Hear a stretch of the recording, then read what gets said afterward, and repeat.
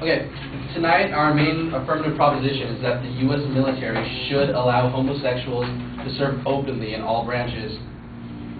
The Don't Ask, Don't Tell policy was implemented in 1993 by President Bill Clinton to restrict the U.S. military from witch hunting the secretly gay service members and completely banned openly gay citizens from joining the military and expelled gay service members from serving in the military.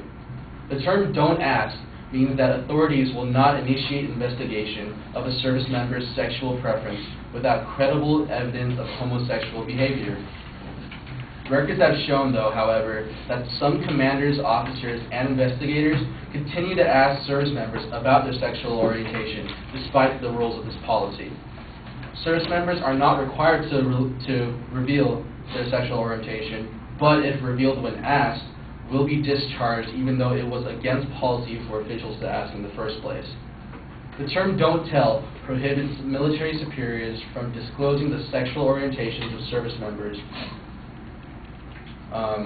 and this allowed closeted homosexuals to serve as long as themselves or others did not find out about their sexual orientation. However, as the law became further implemented, if an official finds out that a service member is gay or lesbian, and that they reveal their sexual orientation to anyone, including friends, family, or even a psychologist, the service member will then be discharged. Our first affirmative argument tonight is that the Don't Ask, Don't Tell policy is inconsistent with citizens' rights, and the affected service members lose many benefits as a result of their sexual orientation. It makes homosexuals second-class citizens. In 1993, the policy was implemented as an attempt to allow homosexuals to serve if their sexual orientation or any participation in any homosexual acts wasn't discussed. They really had no choice but to live a life of self-denial, and it was something that straight service members did not have to worry about at all. Shame and second-class status were forced amongst these homosexual servicemen. This led to soldiers being harassed and investigated based on supposed evidence which could easily be negligible as banter, casual banter, or gossip.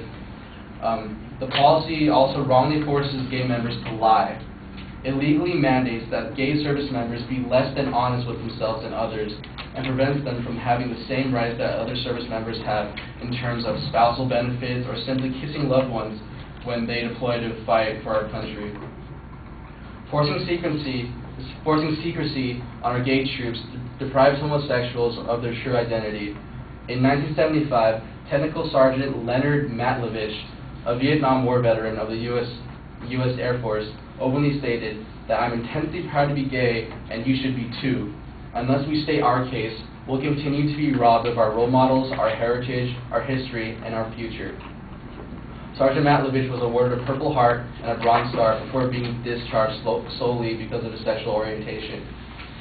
In addition, service members are punished for coming out in the middle of their military commitment. For example, in the case of a service member coming out, commanders may inappropriately investigate their private lives following their statements of sexual orientation.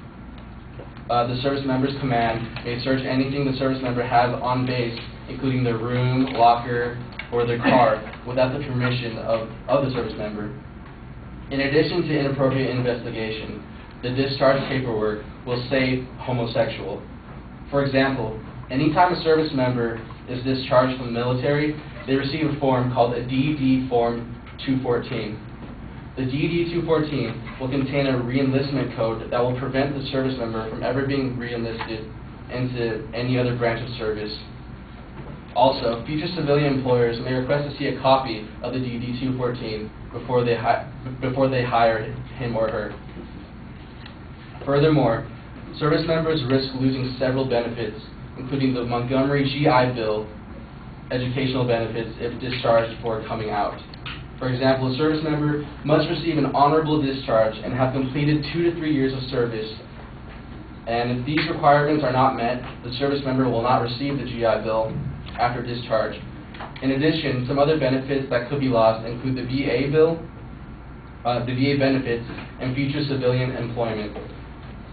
Also, service members charged for coming out are supposed to receive an honorable discharge no matter what, assuming that they have a good military record, of course.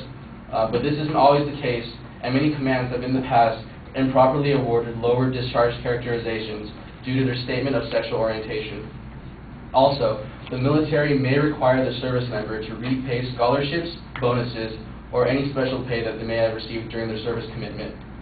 To conclude my argument, the Don't Ask, Don't Tell policy removes equal rights among service members of our military and consequently removes many military benefits given to straight service members.